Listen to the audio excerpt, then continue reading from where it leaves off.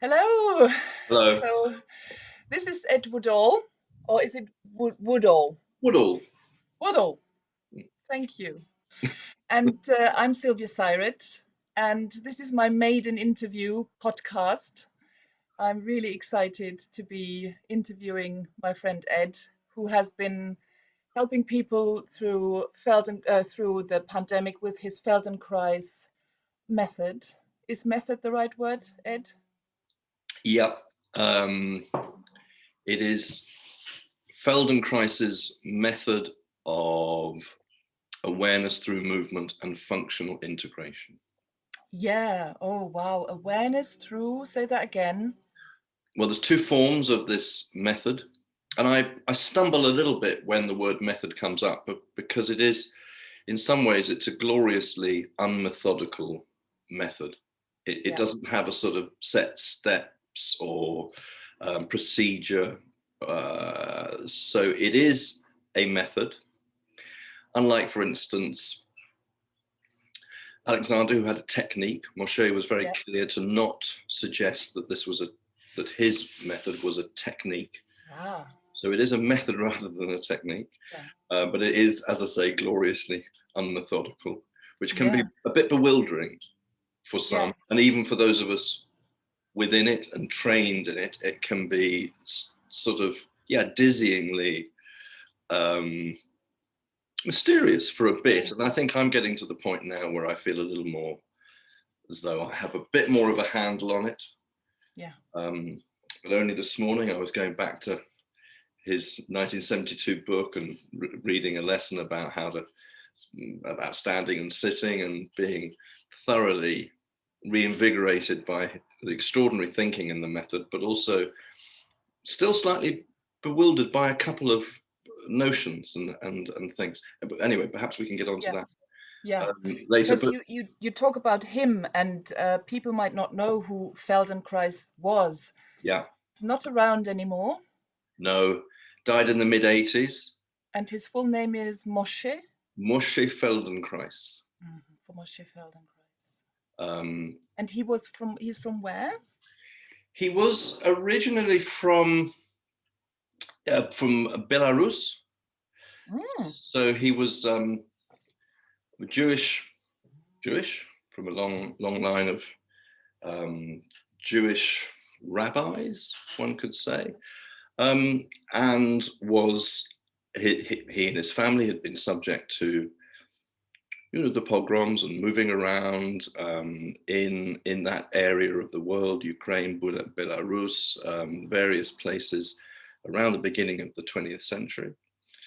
And he did an extraordinary thing. I mean, he was an extraordinary man. On the Hmm. whole, people whose methods spread around the world and get used by Yeah. so many people More tend so to be. after his death, I have a feeling. Yeah, yes, I mean he was getting well known before he died, but now much more. Obviously, Mm. it's a huge influence he's had in many areas. So he was an extraordinary man, and he did something extraordinary when he was 14 years old, which was to make the journey from um, was it the Soviet Union by then? I can't quite remember. My history fails me. But from Belarus to Israel, to what was then actually still the British Mandate of Palestine. I don't want to get too much into the knotty Yeah. politics of it, but he made that journey, and there's a wonderful story about him, almost Pied Piper like, collecting people as he went. And the story goes, maybe it's a myth, maybe it's true, Yeah. I'm not quite sure, but that at some points there were more than 200 people going with him, going with this extraordinary young man, boy, in effect, who decided to make the journey um, all the way from, as I say, Belarus to what is Yeah. now Wow. Tel Aviv, Like a in modern pilgrimage. Israel. Yeah, a pilgrimage, and I mean, as a pioneer, really. I mean, he stayed.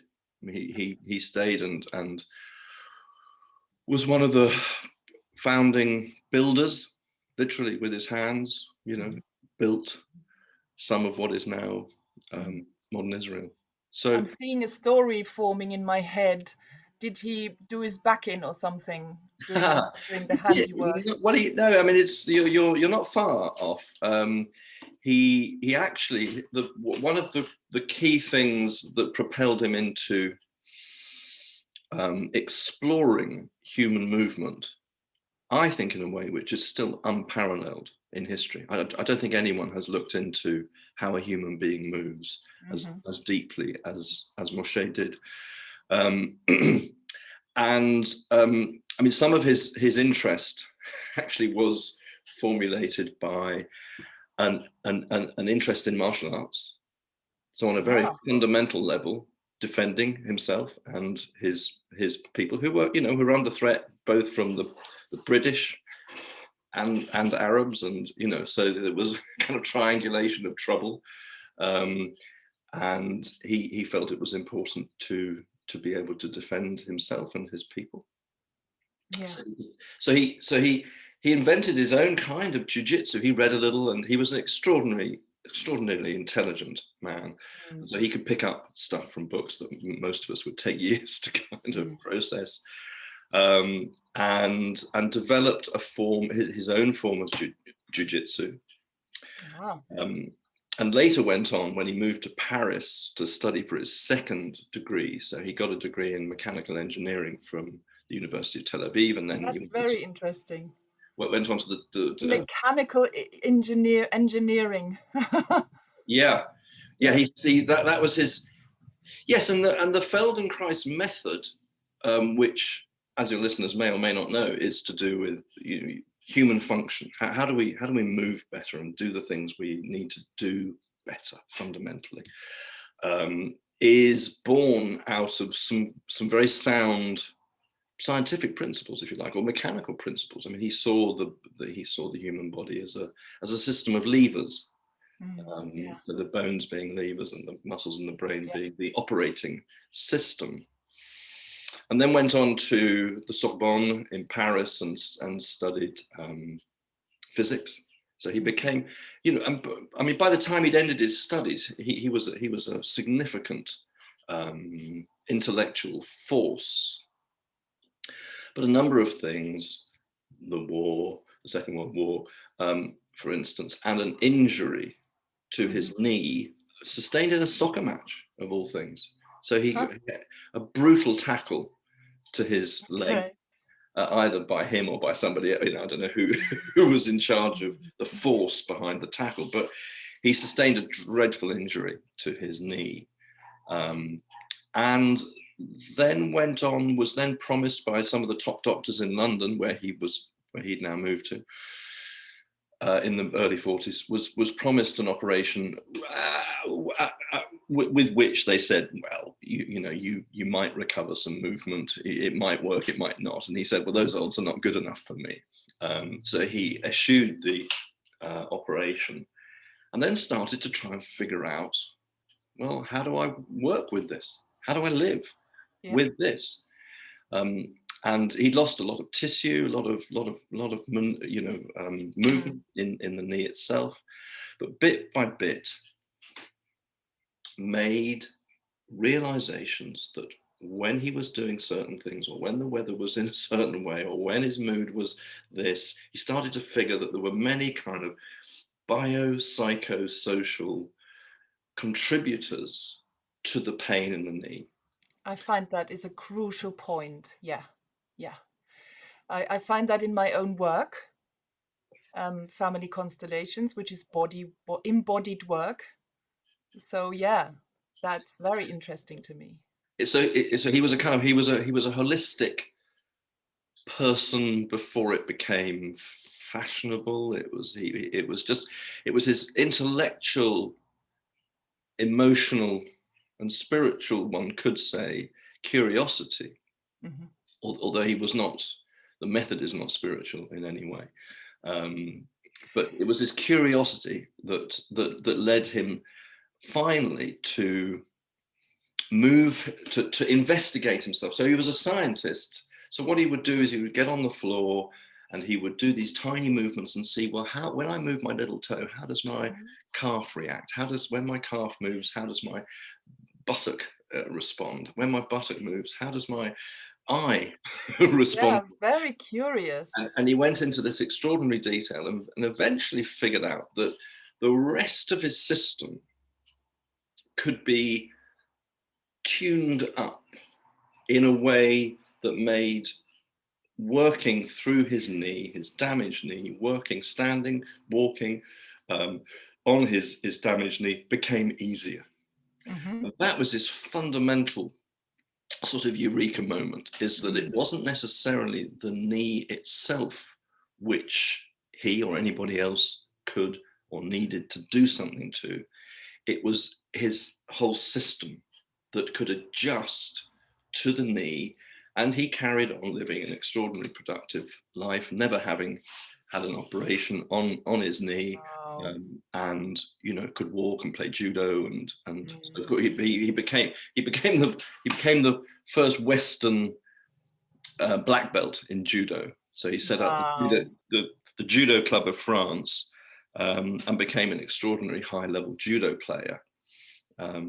So this mixture of martial arts, his scientific curiosity, and a huge energy, a massive ego, and just a general belief in himself, led to this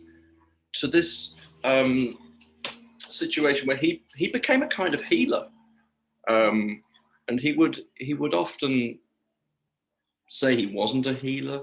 It was just in a sense, all he was doing was looking more carefully at how we do the things we do, and his byword became awareness. Yeah. So to go back to your kind of first question about what the method is, it's awareness through movement. Yeah.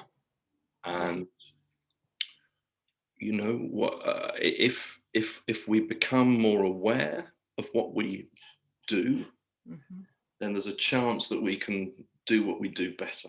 But we can't really make any improvements in any sphere until we become more aware. Yeah, I agree with that. It's just another way into awareness, and I love how I've done some sessions with you, Ed, and I'm very impressed that how through a non-effort I am becoming more what's the word? I can move better. I can move I can move my neck further, just by doing some exploration within my body without overstretching anything. That was very impressive and very relaxing in a way. Yeah. Well, I've just got a book. There's a book in front of me called Feldenkrais for Actors by a friend of mine called Victoria Worsley. And the subtitle of the book is How to Do Less and Discover More. Yeah, ooh, good. And I mean, that's a very sort of Feldenkraisian notion, that most of us think that in order to achieve more, we have to do more or try harder. Yeah. And often the truth is the other way around, that if we're able to calm down, slow down, then we can see more. We can see more differences between things. And once you can see more differences between things, then you're able to allow your nervous system to make better decisions about which path to follow. See, Now, I know that might sound a bit mysterious, but yeah, that is an interesting point. I would like to go into that a little more. The nervous system itself takes better decisions. How is that possible? I know we're going so into straight in at the deep end.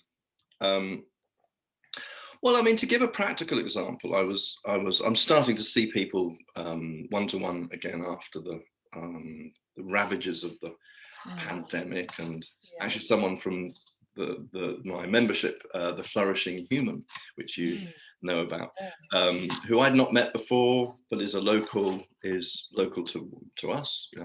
So she lives in Oxford or somewhere near Oxford, and she said, you know, can you help me with one-to-one? And I'm like, oh, well, we can see. Because she wants to, yeah, she's getting on a bit. And, you know, she's a musician and her shoulder hurts a bit and she gets a little sciatica. You know, it's pretty familiar stuff to most, Yeah, it most sounds of very us. familiar to me too. Yeah. So, you know, and she came over and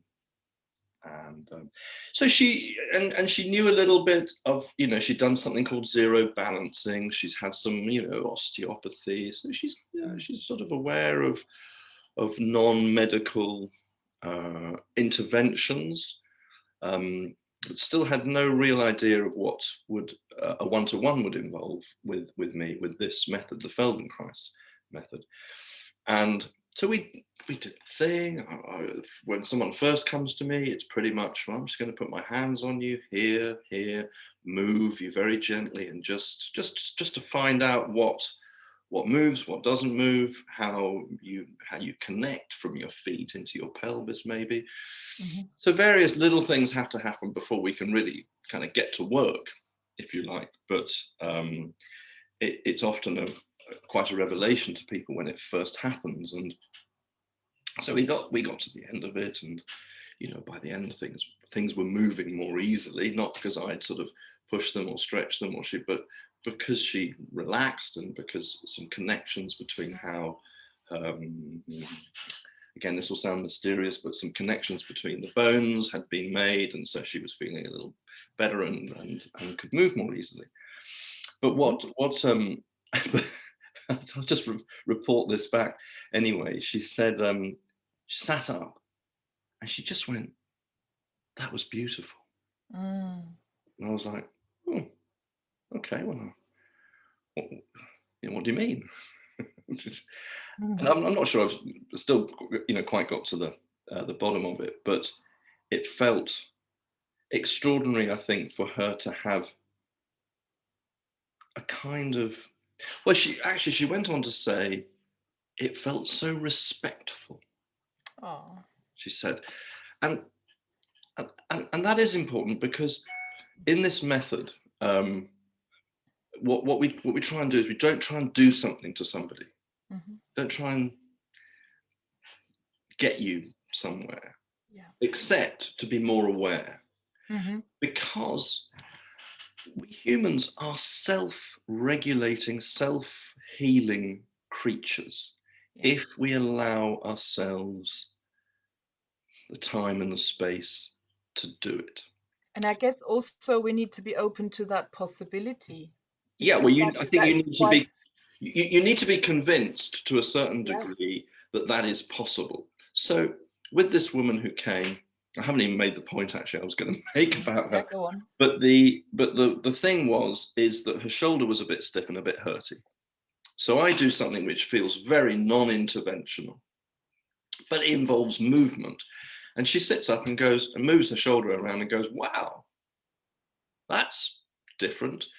And you go, okay. And I don't go, you know, "Told you so." But I sort of do a little bit. I kind of go, okay. But you think it.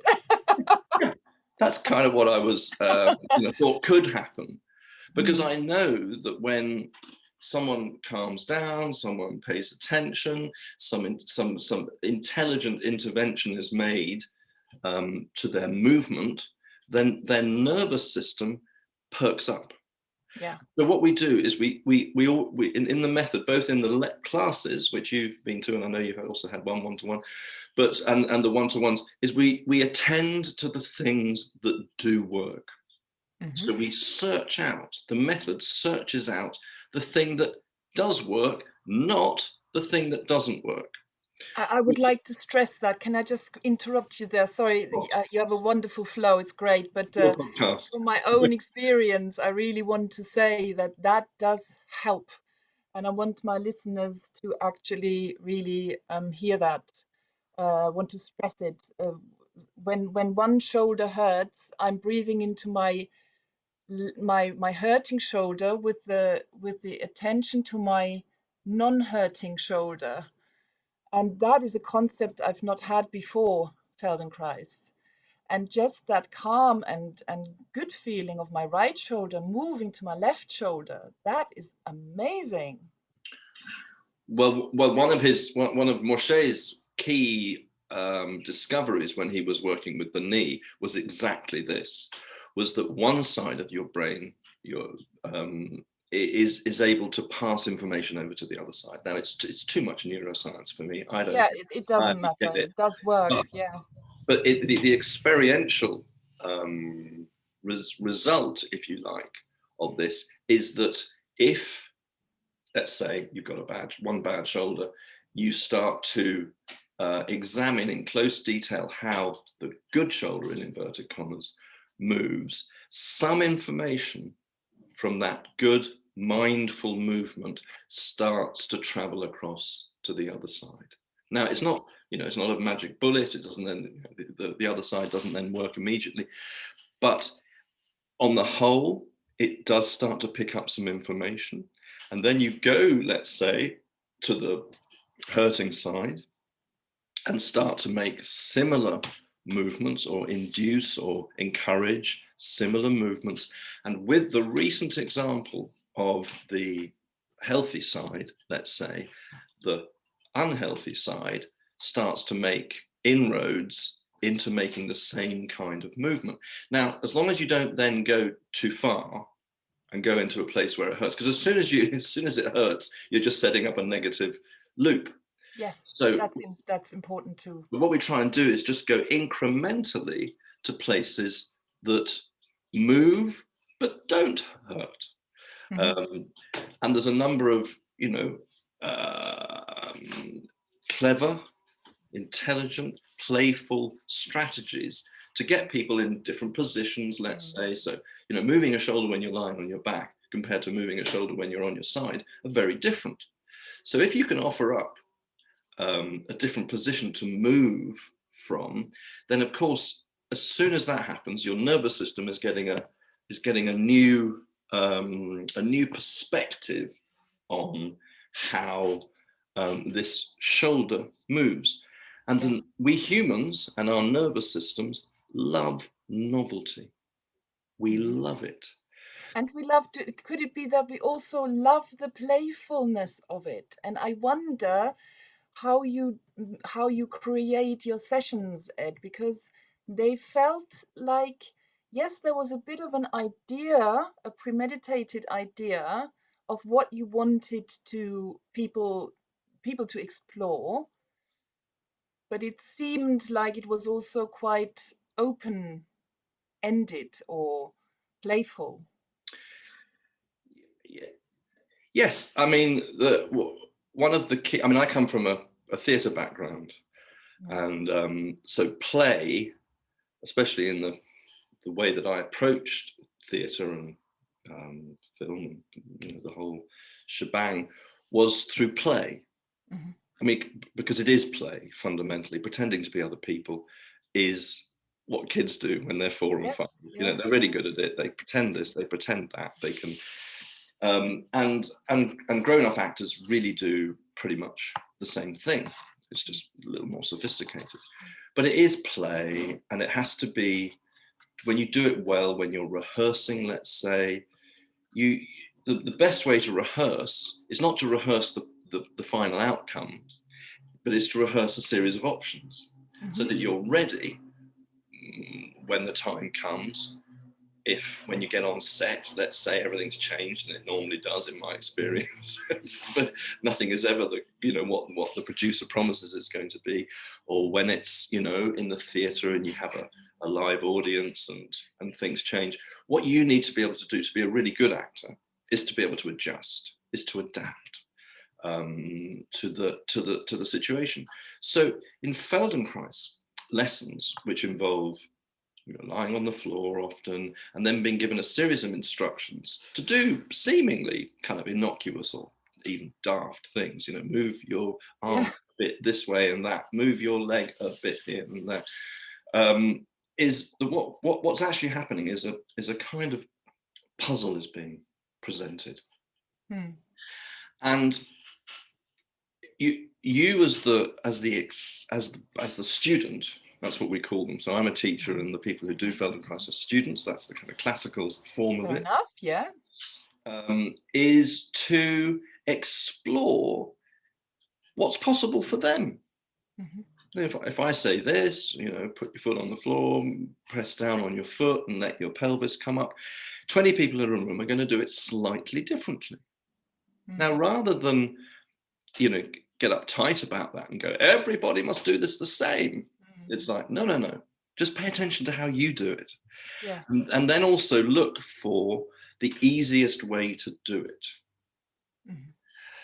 If you get a group of people looking seriously over time for the easiest way to do things, the room will start to do things in a similar way. You can see it. You can see it emerge. Yeah. People bit by bit start to find what Moshe might call the ideal way to do something, with the total acceptance of the fact that none of us is ideal ever.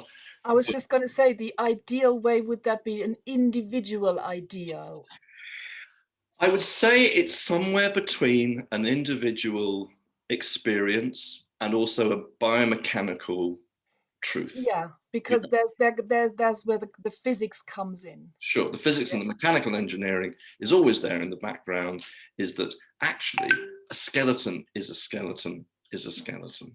And the bones, I mean, yes, things can change over time. Some people have longer legs than others, or longer femurs, or wider rib cages. Of course, there are differences, but the connectivity between them, the system of connections between the bones is pretty immutable. It's pretty similar from person to person.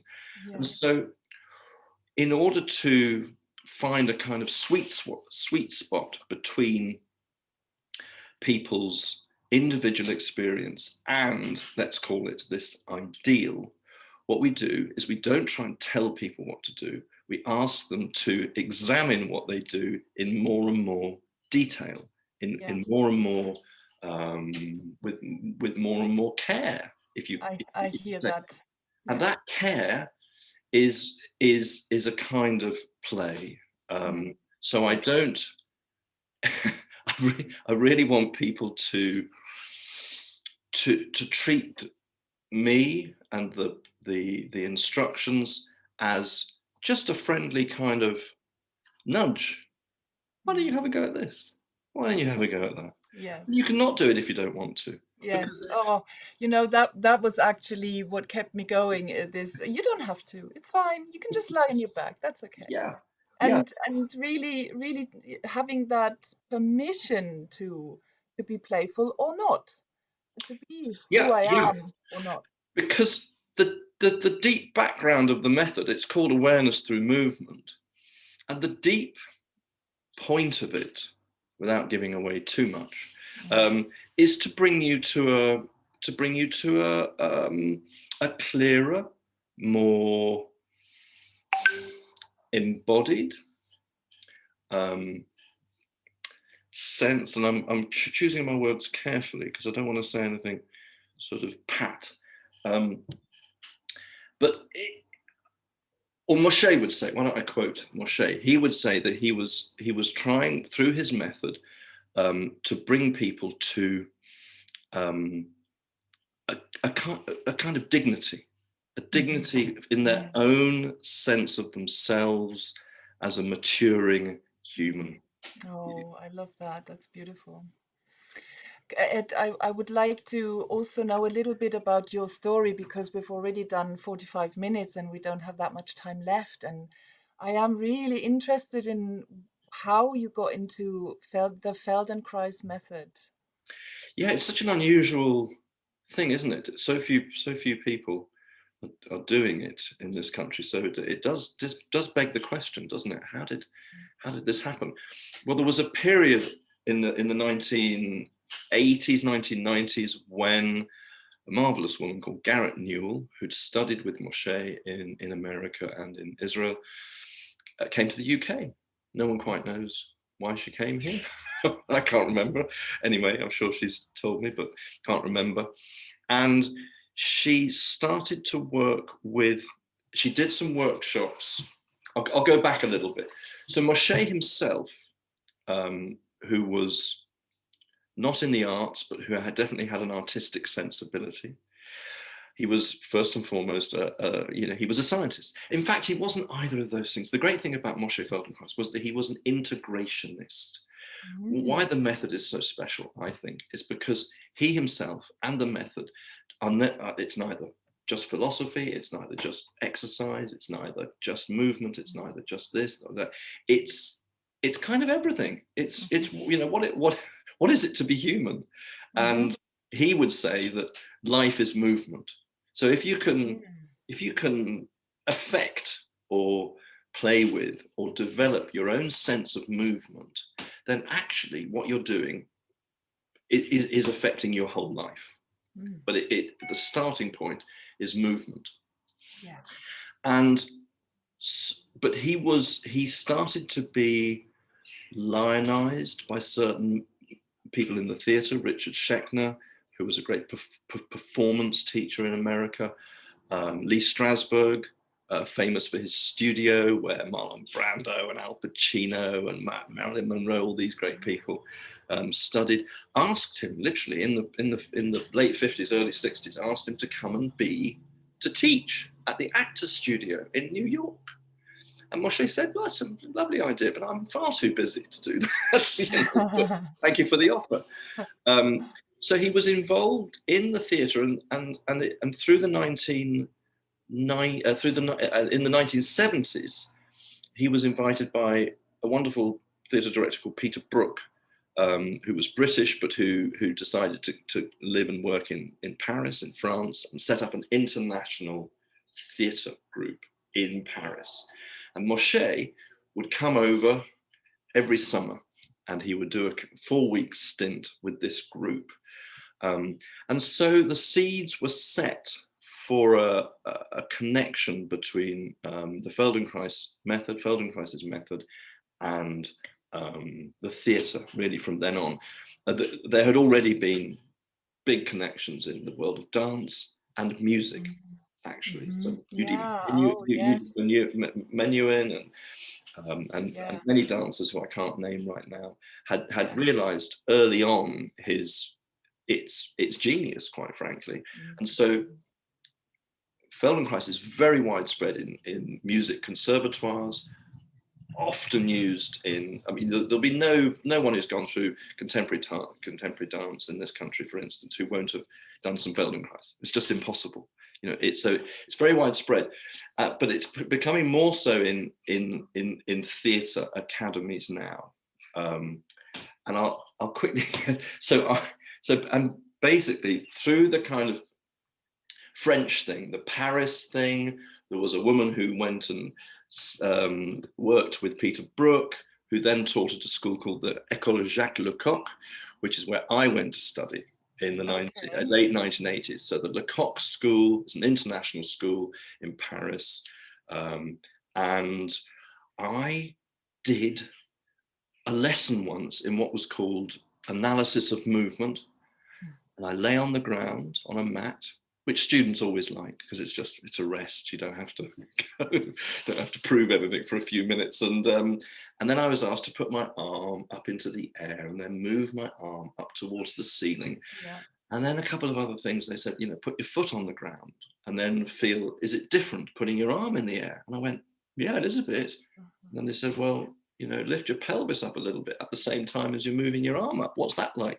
And I'm like, whoa, that's different. And something snapped in me, not snapped, but kind of went boom, it connected for me.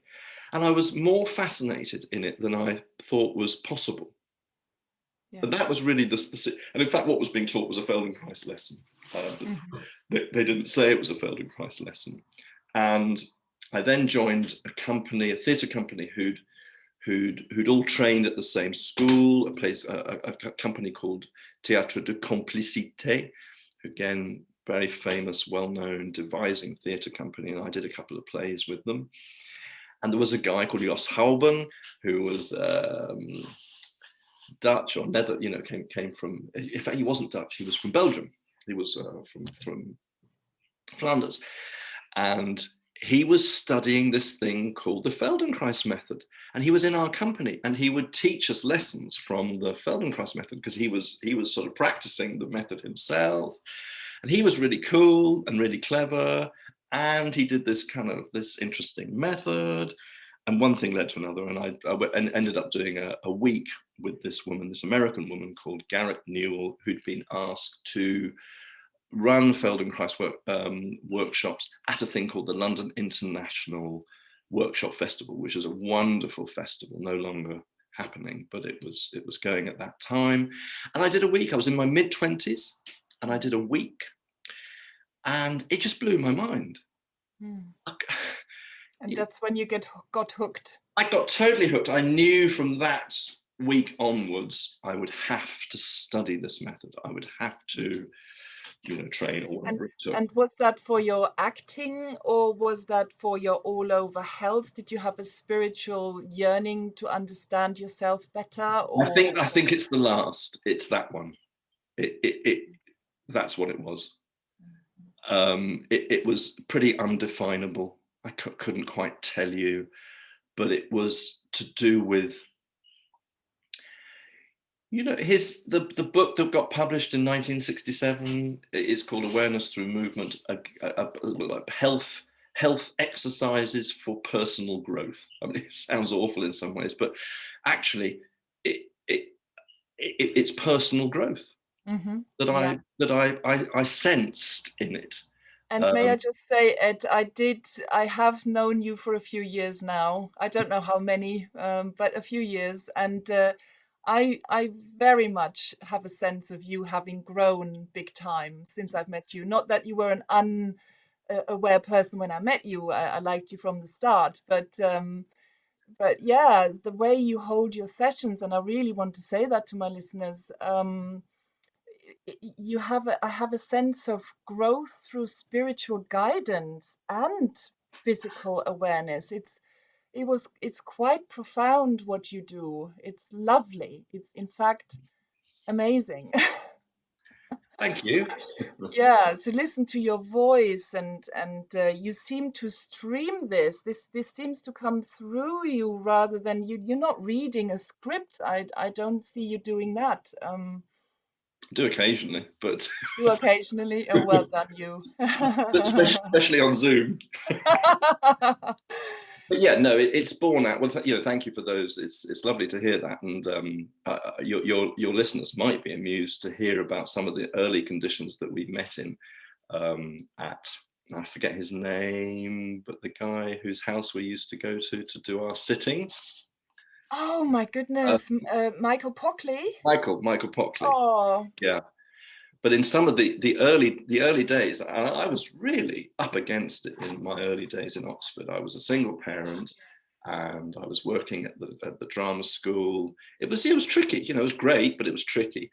And I managed to carve out the Wednesday evening for a bit of Zen sitting, and we used to rock up on a Wednesday evening. And this was in the middle of winter that I remember, and I still hardly knew any of you. And we would be ushered up onto the first floor, and then Michael would open the trap door going up into the attic. yes. And we climb up the ladder. Yes. Ladder, yeah. Get into the attic, and there were blankets and duvets around because it was cold. And then we'd wrap ourselves in a blanket, and then cross our legs, and he would ding the dinger, and we'd sit there for half an hour. No one would say anything, and they would, and they would ding the dinger at the end, and we'd all troop back downstairs and go back out into the night. I can't tell you how good those sessions were. I agree. They just, because they were so simple. It was just half an hour. Just half an hour. Nothing. And I felt refreshed, invigorated, and well, I've not much else to say about that, really. It was they were great, and I know that you enjoyed them too. And Yes, yeah. We're still in touch. Michael Pockley, I did actually tell him about you and about the Feldenkrais method, and that I'm doing this with you, and he was very intrigued, and that brought the idea to mind to interview you and ask you so that he could see it as well. So hello, Yeah, Michael, if you're yeah. seeing Hi, Michael. Yeah, I think he was. I think that group and his sort of his unpretentious but committed approach to Zen, to being a Buddhist or to practice Buddhism, I just found very refreshing and interesting and Indeed, yeah. But back to you. well, yeah. um, I just I am I think I'm one of life's enthusiasts. You know, I have down moments, I have doubts. Maybe it's because I have so many doubts that I'm enthusiastic about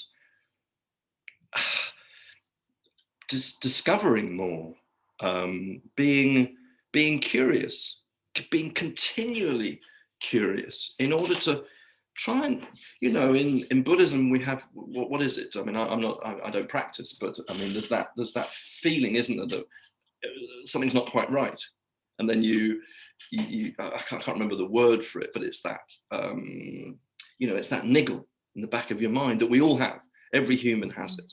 That things are not quite as they should be, and in one way or the other, I suppose I'm curious as to how to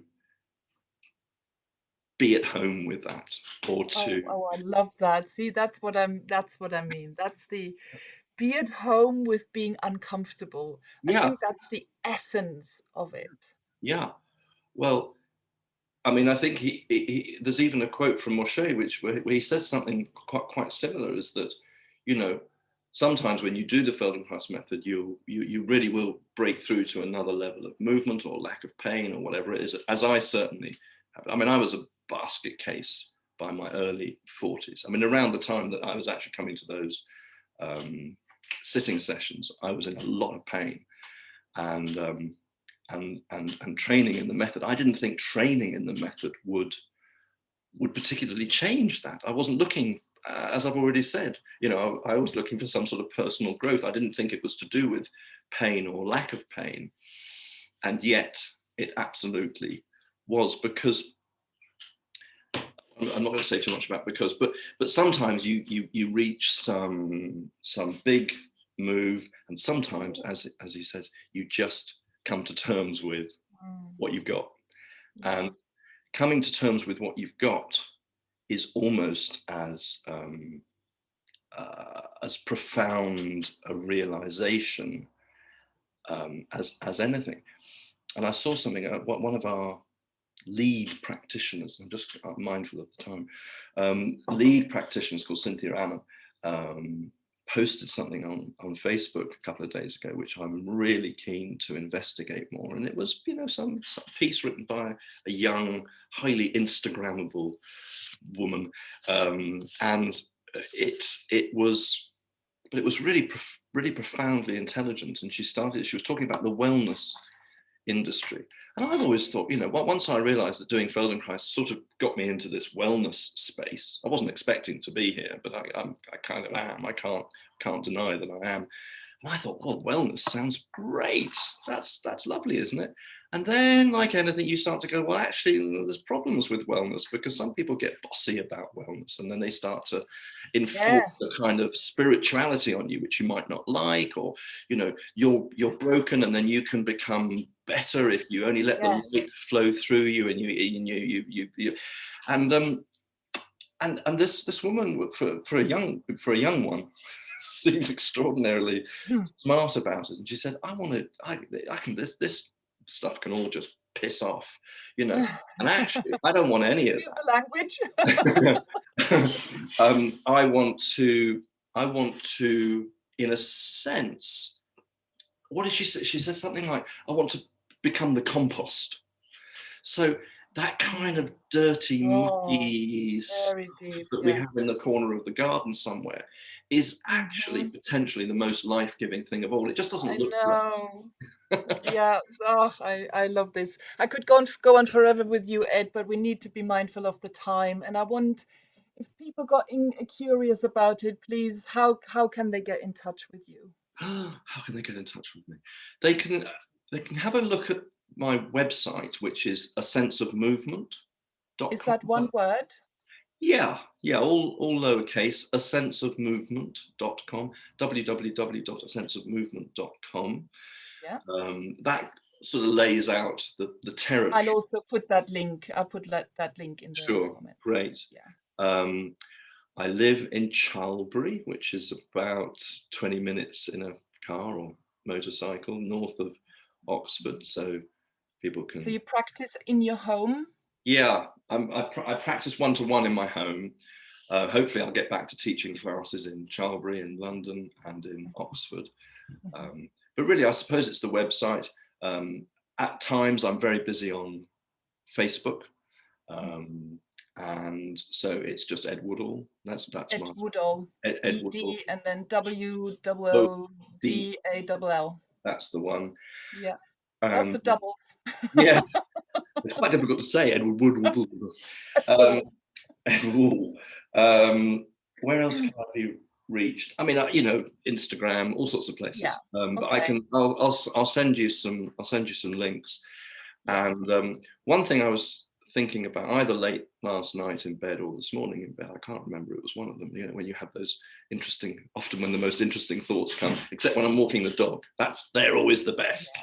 But those sort of half awake, half asleep moments are pretty good as well. And I thought maybe do some more live broadcasts, some Facebook lives, in a group which I set up called Isolation Consolation, which was set up Yes. in the early days of the first lockdown, and became actually a wonderful place to go for a lot of people. Became a very big group.